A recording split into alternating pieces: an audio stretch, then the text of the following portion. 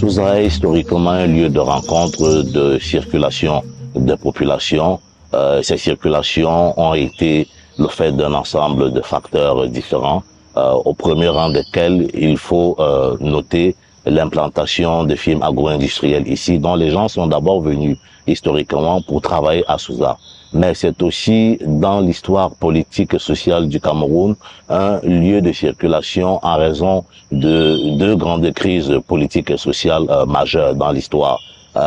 Les déplacements forcés des populations internes fuyant la révolte de l'Union des populations du Cameroun sous Macky dans les années 1970 et à partir de 2016 l'afflux massif des populations déplacées internes issues de la crise dite anglophone dans les régions du nord-ouest et du sud-ouest. Alors, ces circulations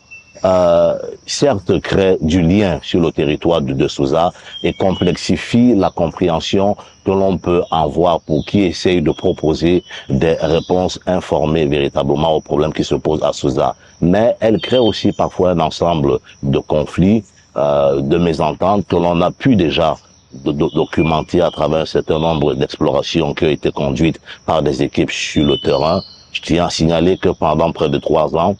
on a eu ici à Souza, spécifiquement à la fabrique, 3 étudiants qui, dans le cadre d'un contrat doctoral, ont mené des recherches sur des thèmes divers, non seulement sur la problématique de la gestion du foncier à Souza et de tous les conflits que cela entraîne entre communautés dites autochtones et allogènes. On a également eu un autre travail sur le rôle des populations déplacées internes issues de la crise anglophone sur l'écosystème de Souza, donc avec des perspectives environnementales et écologiques liées à la gestion des déchets, à la pression démographique sur les sols, dans le cadre notamment des activités agricoles ou même du bâti. Et un autre travail sur la question absolument intéressante des patrimoines thérapeutiques et culinaires qui, pendant 3 ans, nous a véritablement permis de documenter les arts de faire, les manières de table de Souza et de montrer comment, historiquement, cela pouvait changer non seulement du fait des rencontres, du fait de l'arrivée de nouvelles populations, du fait aussi d'une forme de crise de la transmission, parce qu'un art de faire qui ne se transmet pas, les manières de table qui ne se transmettent pas disparaissent effectivement. Donc, sur le plan de la recherche, voilà quelques-unes des actions qui sont menées ici dans le cadre de cette cartographie. Je voudrais être précis sur le plan de la recherche opérationnelle, parce que c'est une recherche qui est attachée à la compréhension critique des problèmes qui se posent à Souza et à leur résolution. Mais la résolution de ces problèmes-là doit venir des populations qui formulent non seulement des pistes, des arguments pour comprendre ce qui leur arrive au quotidien, mais également qui esquissent des solutions. Alors, on a parlé de la cartographie pour essayer d'avoir une documentation critique, un état des lieux, mais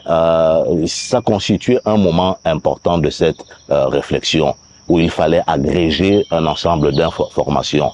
Mais aujourd'hui, nous en sommes rendus à une toute autre phase qui concerne la contre-cartographie du territoire de Souza. Pourquoi la contre-cartographie? Parce que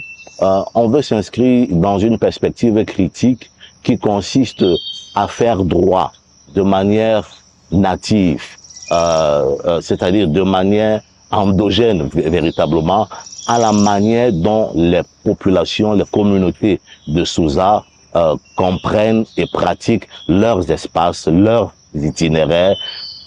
à la manière dont elles pratiquent les différents lieux de socialisation au quotidien ici à Souza. Et l'intérêt de la contre-cartographie, c'est qu'elle s'inscrit justement dans cette perspective critique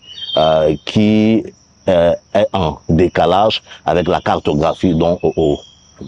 officielle. parce que la cartographie officielle, par le tracé de la carte, indique en quelque sorte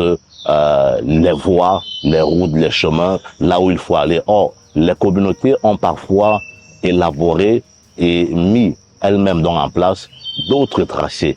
du territoire, d'autres routes, d'autres manières d'accéder à un certain nombre de services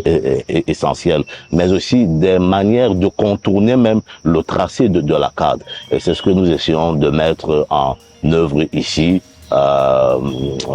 pour nous assurer qu'effectivement on restitue une expérience des lieux qui ne soit pas juste plaquée, mais qui soit véritablement endogène